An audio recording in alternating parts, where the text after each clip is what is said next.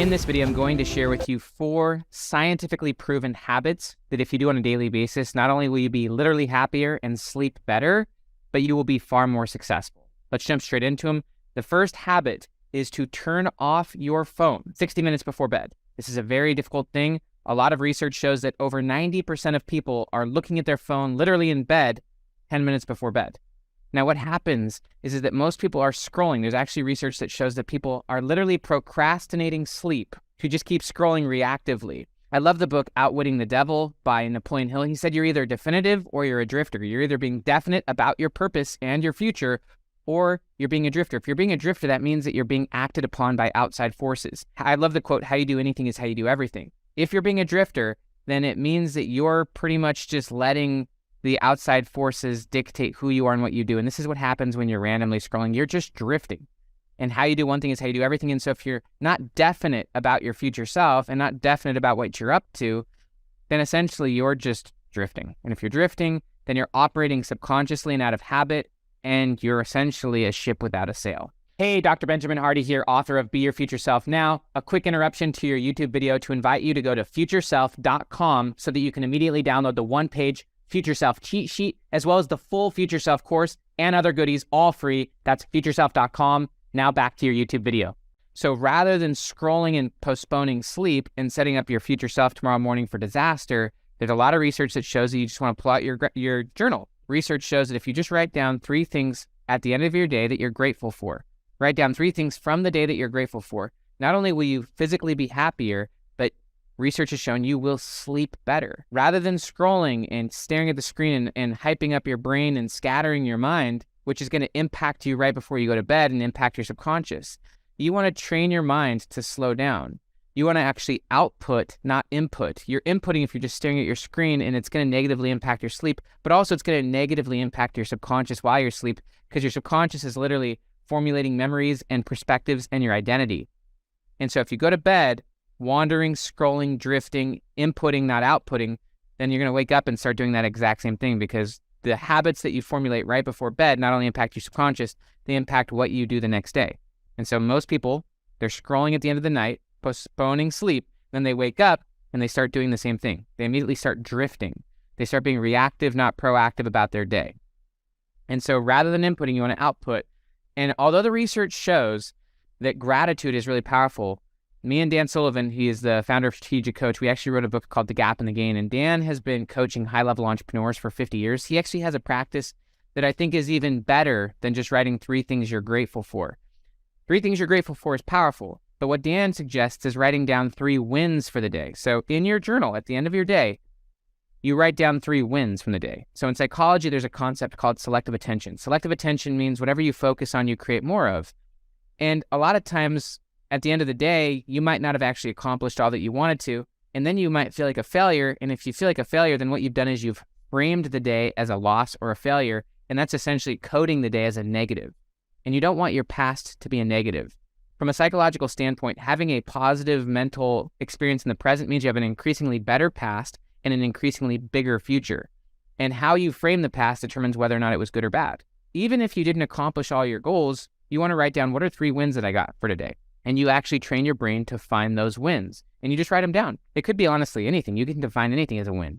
I actually got up when I wanted to and I made my bed, right? Or I filmed this video, or I went and said hello to my son. You know, you can decide what our wins are, but here's what's really interesting, and this is something I've been practicing for years now, is once you actually start looking for wins, you'll start finding that there were a lot more wins in the day than you initially thought. Sometimes when you're first starting this practice, you're like, there was no wins today. Nothing went well. It's like, well, yeah, but something had to have gone well, or you had to have learned something, and you now know something that you didn't know before. So what was a win? A win could be something that was great, something that you learned something that was good from the day. You get to choose what a win is, but as you train yourself to find wins, you actually start to see more and more wins. Again, selective attention. Whatever you focus on expands. How you frame your past is going to dictate what you're going to create in your future. So you want to ultimately see and create wins in your past, and you want your past to be framed in the positive, so that your past is something that you're happening to rather than it's happening to you.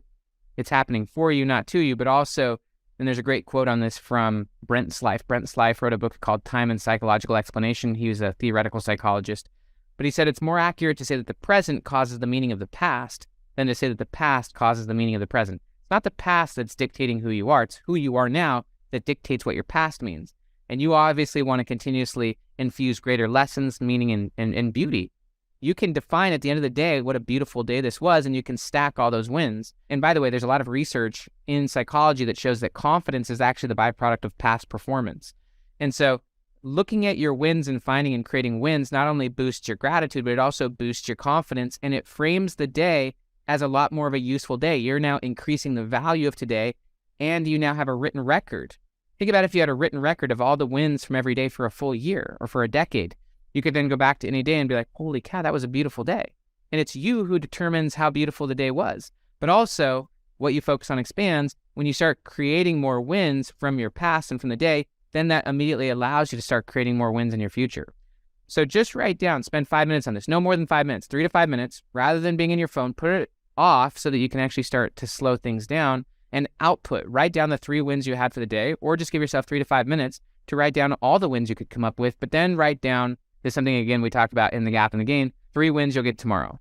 And these should be focused on importance, not urgency. They should be high quality, low quantity. So what are the 3 most important wins you could get tomorrow? Those could be personal or professional, but they should be high quality and low quantity. There's a great quote from Jim Collins. He said, if you have more than 3 priorities, you have none. And applying the 80-20 principle, if you have 10 things on your to-do list, then that means that you're not operating in the 20% of things that matter. You're operating in the 80% of things that almost create no results. 80-20 rule says that 80% of your results comes from 20% of what you do. So if you have 10 items on your to-do list, delete 8 and just focus on the high quality ones that are actually going to have the biggest impact on your future self. So that's habit number 1.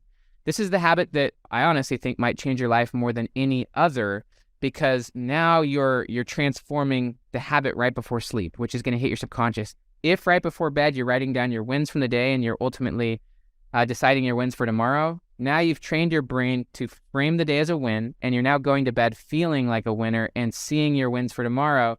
And subconsciously, what you see, you're going to create more of, and so you're going to feel like today was a great day and tomorrow's going to be even better. How you see your past is going to generate what you expect for your future, an increasingly better past, an increasingly bigger future. Tons of wins today, even more and better wins tomorrow. I'm going to be better tomorrow. That shapes your subconscious to see and expect and create more and more wins where you're always winning, always feeling progression, always feeling in flow, always feeling momentum. And you're operating on choice and output and on freedom, not on distraction and being a drifter. Habit number 2 is having a daily accountability partner. This should take no more than 2 minutes a day. There's a great law called Pearson's Law. And according to Pearson's Law, when performance is measured, performance improves. When performance is measured and reported back, the rate of improvement accelerates exponentially. And so I have an accountability partner. It's actually my assistant. And daily, I send her my goals for the day. And then at the end of the day, I send her my results and my wins. Just by simply reporting your progress, you feel more accountable. And by feeling more accountable, you actually start to become more aware of your behavior. This is what accountability is really all about. And reporting progress is that it allows you to be aware. It's simply like tracking your eating. By simply writing things down, you start to become more aware. And self-awareness is in large part one of the keys to success. But also having accountability boosts your motivation to actually achieve the things you said you would. And achieving the things you said you would is how you build confidence. Confidence comes by making and keeping commitments to yourself and making and keeping commitments to others. So the simple act, 2-minute daily accountability, I suggest it being in a text to someone that matters to you. Text what you're going to do the night before. So, for example, today I'm going to text the 1 to 3 things I'm going to accomplish tomorrow. Then tomorrow, I'll report how I did at the end of the day, and I'll say my 3 wins for the next day. So this is just a cycle of visualizing what you're going to do, reporting your progress. It's okay if you didn't achieve them all, but the fact that you're reporting it keeps you honest with yourself, and it also boosts your motivation. Habit number 3 is to create something daily. There's a great quote from Ryan Holiday, the author, and he says to always be working on something. And this is actually something that Stephen Pressfield talks about as well in his book, The War of Art. And this is the idea that you should always be working on something. People who are creative, if they put huge gaps of time in between a creation of a project, then your mind isn't actively working on something. Back to the idea of selective attention, your brain is always looking for what you're trying to accomplish. One of my favorite quotes actually comes from Dan Sullivan. He says, your eyes can only see and your ears can only hear what your brain is looking for. And so when you're always working on a project, then your brain is filtering all your information towards that project. So it's actually using your experiences constructively towards something. This is why Ryan Holiday says always be working on a book or always be working on a project. He's someone who's published at this point like 13 or 14 books, and he's extremely prolific because he's always working on a project. He never creates these big gaps of time where he's not working on something, because if you're not actively working on something, then essentially you're consuming a lot of input, but you're not channeling it towards anything constructive. It's wasted energy, and it's the opposite of applied learning. A lot of times we're learning all sorts of stuff, but we're learning stuff that's not filtered toward a goal, and so it's not applied, so we can't use it. So it's honestly wasteful. We're filling our heads with information, but not knowledge and wisdom. And so you ultimately want to cultivate the habit of creating daily, even if that's, for me, filming a video or writing a chapter, to always be constructively taking experience and turning it into something. And so cultivate the habit of creating. This will help you to channel your energy a lot more effectively and to build the habit of being a creator, not just a mindless consumer. Habit number 4 is a really big one. Most of the research in positive psychology shows that our relationships are one of the biggest indicators of our happiness as a person, our physical health, and our longevity. I was actually recently watching an interview from Warren Buffett, and he was talking about how he literally eats hot fudge sundaes and he consumes Coke, and he was talking about how happiness for him is a lot more important than what he eats. Yeah, I'm sure he sort of focuses on his health, but he literally drinks Coca-Cola. And it's not about what he eats, it's about his state of mind and his state of being. And so number 4 is really about improve your key relationships daily. Obviously, gratitude, sending gratitude notes or gratitude letters or making a phone call and being interested more than trying to be interesting. There's also a great quote from a guy named Henry Eyring, and he said that if you approach every single person like they're going through something difficult in their life, like they're going through something really hard, you're going to be right more than 50% of the time. The truth is that everyone is dealing with something. Even if there's people who their lives seem perfect, they're still dealing with something. And so if you're more interested and you're empathetic and compassionate, but also grateful and working on improving the relationship, expressing love, having healthy, positive, and happy relationships is one of the biggest keys to just having a great, successful life. And honestly, to having longevity. Back to Warren Buffett for a second as well, and that's controlling what you can control. And a lot of people are overly focused on things that they can't control, like what's going to happen to the stock market in 3 months or 6 months. Overly forecasting the future, mostly like economic things or things that other people are doing, things you can't control. That's how you create unhappiness. Focus on what you can control. Focus on the things that matter. There's a great book on this subject actually called Anti-Fragile, which is rather than trying to overly predict the future, continuously set your life up so that you're going to gain and benefit no matter what happens. In the stock market, there's volatility. Things that are fragile, they get worse with volatility. Things that are anti-fragile get better with volatility. That's being anti-fragile. That's turning every experience to your gain. That's having everything happen for you, not to you. And so if you focus on what you can control and let go of all the outside factors, and if you honestly improve your relationships every day, you're more focused on being interested than interesting, and you genuinely care about people. You're grateful for people. You express gratitude, and you're interested in what they're up to. And rather than it always being about you, it's about them, and also understanding what's going on in their life. And honestly, sometimes just listening and supporting, genuinely being there, being empathetic, being compassionate, being a support, bringing joy, bringing laughter, bringing love. And so just send a few texts right now to people telling them you love them, and maybe send a joke, create a laugh, bring some joy, bring some lightheartedness, and be someone.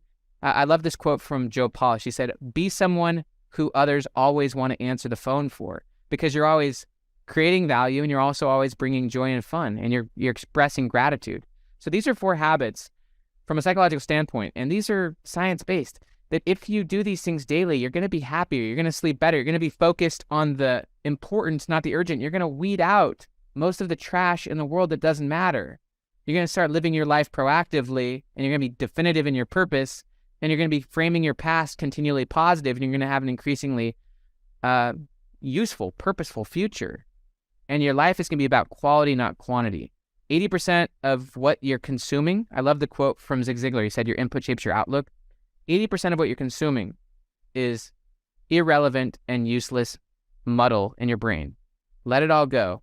Focus on less but better. Improve your relationships daily, create daily, have 2-minute daily accountability, and at the end of the day, put your phone on airplane mode and focus on output, not input.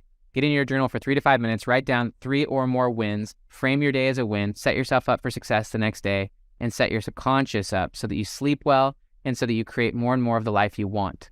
Always be better, not bitter. Everything happens for you, not to you. Have a beautiful day.